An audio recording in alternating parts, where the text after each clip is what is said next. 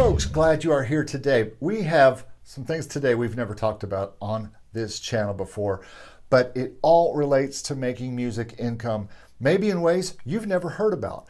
My guest today is Tom DuPree III, and maybe you already follow his channel. Tom is a super cool guy, and I've been following him for years. Some of his strategies for making music income are not just revolutionary, but really tried and true. And he is a guy who is making his own music and figuring out how to make income from it, and has been teaching people these strategies and just talking about stuff that most of us aren't even sure what it is, but we're going to find out what it is in this episode. Things like NFTs, things like how to run ads and build your Spotify followers, and how to break even on that and start to make money off your Spotify streams. I'm really excited for you to see this video, because there may be things like me in this video that you've never even thought of before.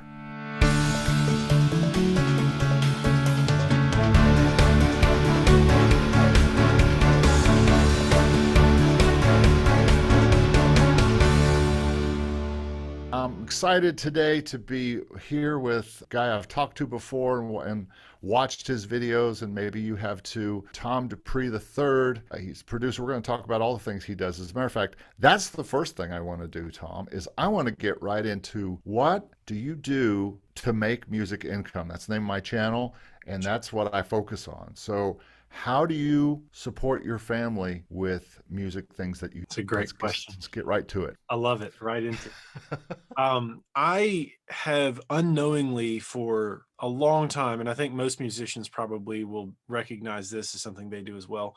I have subscribed to a business model which I've come to understand as a portfolio of small bets. I can't take credit for that saying. I got that saying from somebody else, but when I read it, I thought, this is exactly the description of how I have generated income for my family for however long it's been that I've been in this business. So basically what that is I don't have a traditional job with one stream of income. I don't have a paycheck that comes from one source that is stable. Instead, I have a bunch of different irons in the fire. Let's just take a nice round number like $5,000 a month. If you need $5,000 a month to survive. So at a normal job, you make $5,000 a month in one paycheck. But if you lose your job, that whole $5,000 is gone. In my world, I make more like $500 a month from 10 different places. Sure. So if one goes down, I still make $4,500 a month, and that's okay. If 2, 3 go down, I'm still generating revenue.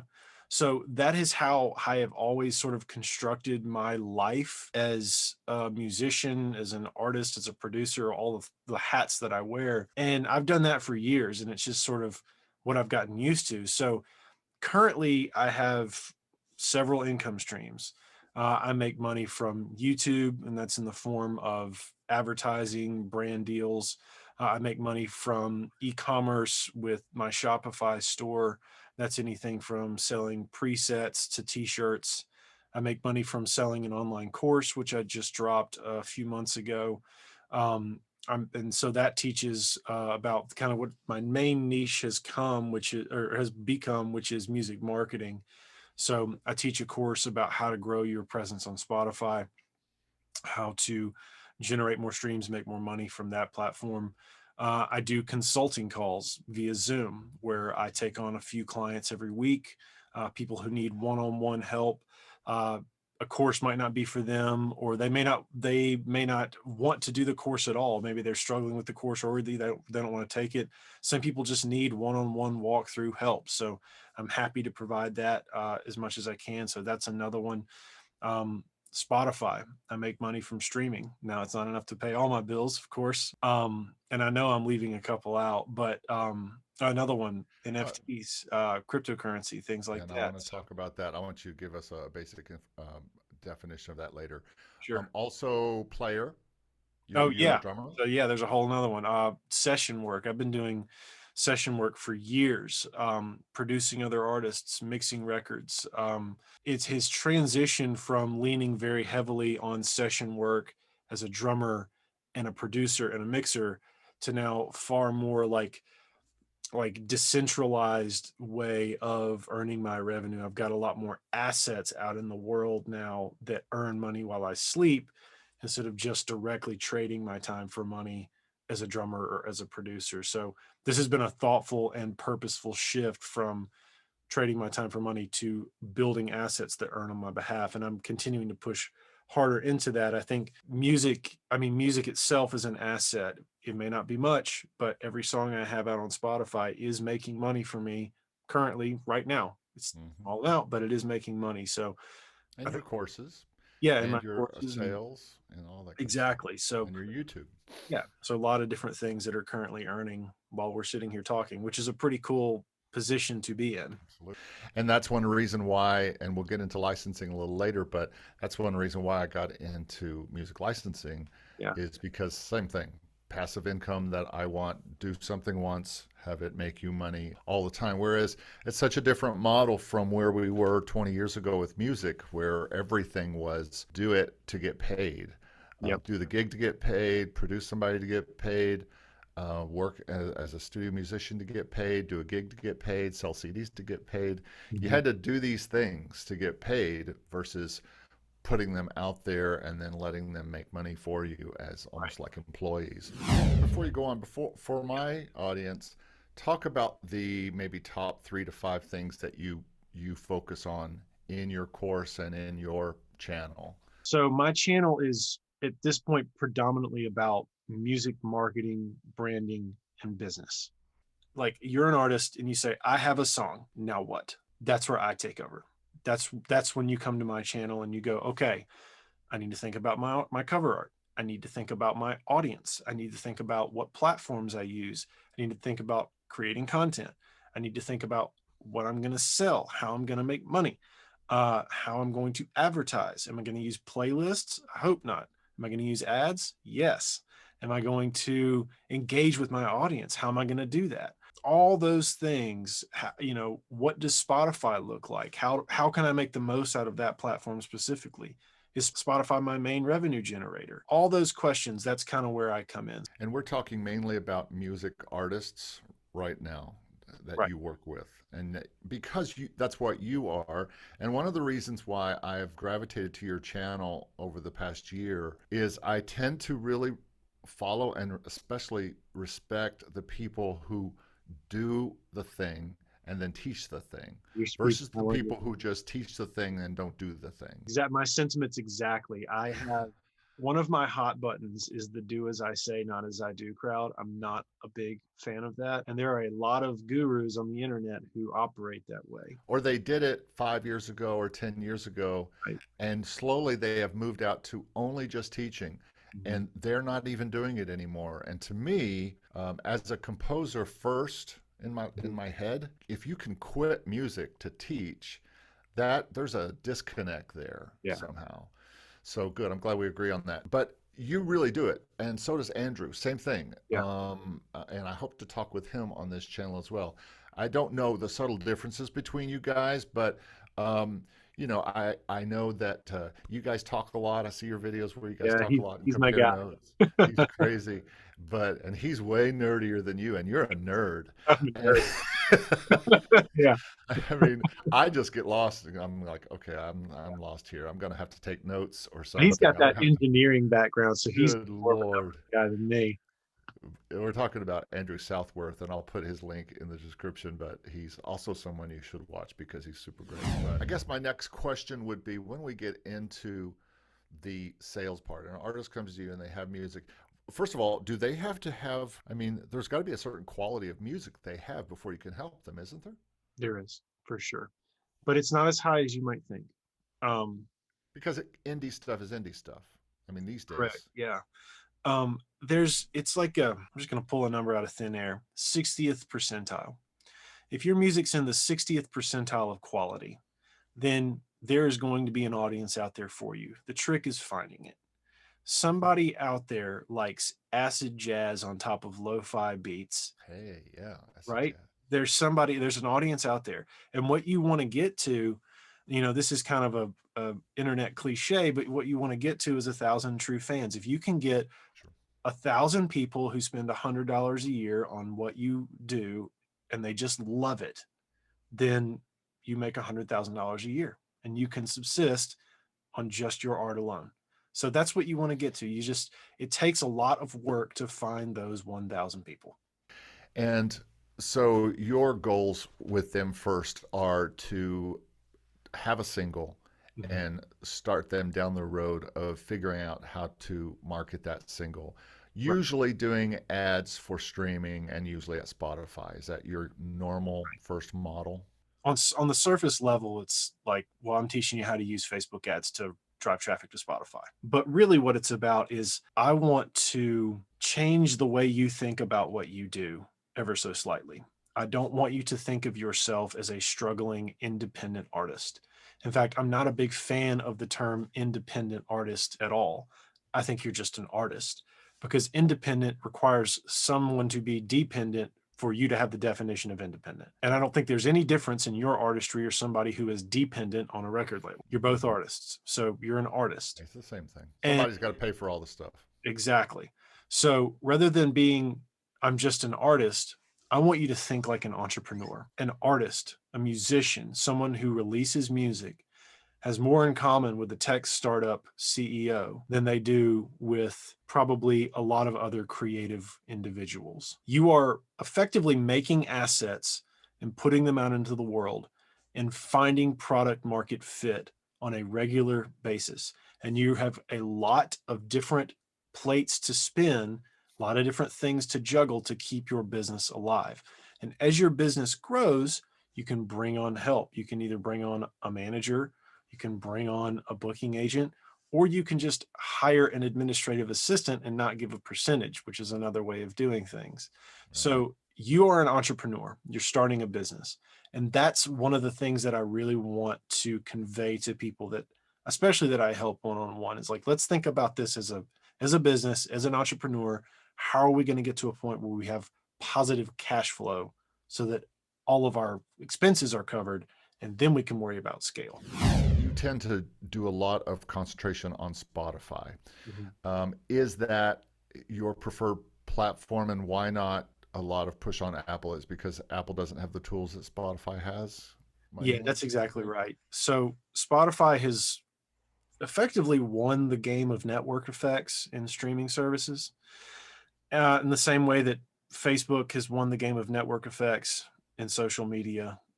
Google has won the game of network effects in search. I love Apple and Tidal. They pay better, but they don't have the discovery tools. They're just not as big as Spotify. Spotify has done a really, really good job of acquiring other businesses over the last several years that do very specific data driven things that improve the customer experience on their platform. So, music discovery on Spotify is second to none. The algorithmic playlists they have, the way they serve you new artists, serve Yeah, you new songs it's based great. on your history, nobody else can compete with that. And that's one of the things that we try to leverage in what I talk about is leveraging those algorithmic playlists so that you can effectively double or quadruple the amount of money you spend on ads if you utilize those playlists. So if you give it a big first week push right when you drop a song, Release Radar picks it up and throws it out to a bunch of users, you've doubled your ad spend for the same amount you would spend regularly. Most artists who come to me and likely come to you say, okay, I'm going to have to spend money. I've spent money on production already. I've spent money on, I have to do a website. I have to do all these things. Now you want me to spend money on ads. How am I going to make that back? It's not much different than saying, I'm going to pay a radio promoter to get my song out. How much is that going to bring back? Well, probably nothing, Right. unless you get some spins in a market and it's reported correctly and you Right. get some BMI money. Or or the worst one really is I need to hire a publicist. How Right. am I going to see return from that? Well, you really won't ever You're see not. like direct return from that unless they get you on a TV show, which gets you a gig that pays you $10,000 or something like that. But so they're going to ask you the same question, and I'm sure they do. How, and I've asked you this before. Okay, I see how much you're spending on ads. Same with Andrew. You guys are spending tons on ads, and I'm thinking, okay, when is the break even point, and when is the profit point, and what are you seeing on that? Based on my math, it seems that about 20,000 average listeners per month, I believe, is where we start to get close to that. Depends on the markets, and it depends on where the streams are coming from. So, for example, the United States pays more per stream than, say, Bangladesh. So that's a factor. But if you kind of based on that math, if you can get to 20 to 25,000 streams a week, then you're getting to the point where you're breaking even. And this is on like $10 a day of ad spend. So the initial short term, and by short term, I mean multi-year, but in the short term goal is to get from the point where you're spending $10 a day on ads to where you're spending $0 a day on ads, but you're running $10 a day worth of ads. So you just want to get to the point where you're making $10 a day from streaming, you're spending $10 a day on ads. It's net zero. Gotcha. But now things are automated in their growth. And eventually that will continue to exponentially grow, spending just the $10 a day, and you will continue to make more and more money. So then that turns into profit, and now we have scale. And then you can tell your wife, see, honey, I'm making $10 a day, but I'm spending $10 a day, so I'm even. She's gonna be like, great. I That's remember awesome. the first $40 I made on streaming, we spent on a pizza. My wife was like, "You made pizza money." I was like, "Yeah, I did." Your man provides. Well, yeah, you're getting to that point then where you get break even, and then it becomes just a quantity game of how much can you get out there. Do you? I know you release music, and one of the things I love is that you experiment on yourself. You Yeah. experiment with your own music. You're not finding some hot chick or something to sing all these songs. You're the hot chick. You're the guy who's putting your stuff on there, and you're you're you're doing this yourself and finding that. And when I last talked with you, which was probably 6 months, 12 months ago, you were like, "Dude, I'm still just hacking this and trying to figure it out." And it seems like figured it out point Yeah. now. Yeah. As long as Spotify doesn't change anything and Yeah. Facebook doesn't change anything, which happens just about every week, Yeah. probably. I do feel like I have figured it out, certainly more than I had a year ago. And now it's just a matter of diligence and patience and perseverance. I think Okay. that's really, once it clicks, once you get an ad system that's working and you see those numbers go, it's just a matter of making sure you have the finances to invest into it until it gets to that point. You have the diligence to continue to make music. You have the patience for it to pay off, but it ultimately will. Definitely, I want to talk about the CD, and since it is no longer the product, and you are an artist and you're going out and doing live shows, Mhm. what do you sell? So, what is, and here's the big question, Yeah. what is the next music product, Tom? What is the next physical music product that we sell at our gigs? Music product. That's a great question. Well, first of all, I'll say I think CDs have been dead for a long time. They still just don't quite know it yet. Um, Except for a few outlier genres, maybe yeah, like Southern gospel or yeah. something. But even them, Who I mean, have CD players still, right? I yeah, mean, I don't even have a CD player. I have to play it on like my PlayStation to listen to music. pretty much. Yeah. I think printing CDs is a waste of money. Nobody wants your CD. I think that filled the sort of center void of offerings, but now it swings wide in both directions. It's either digital or I think you go vinyl.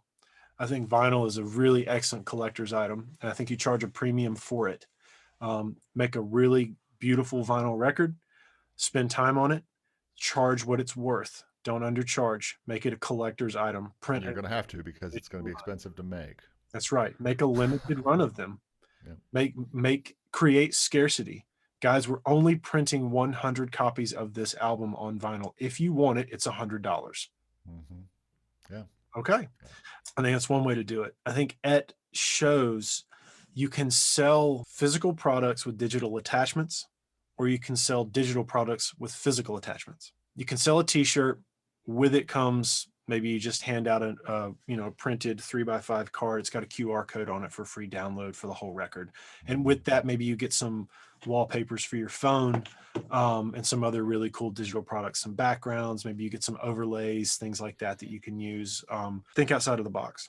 Another way is to sell digital first products with physical add-ons. So moving into the NFT conversation, I mean, if I were doing shows as an artist, I would have QR codes plastered everywhere.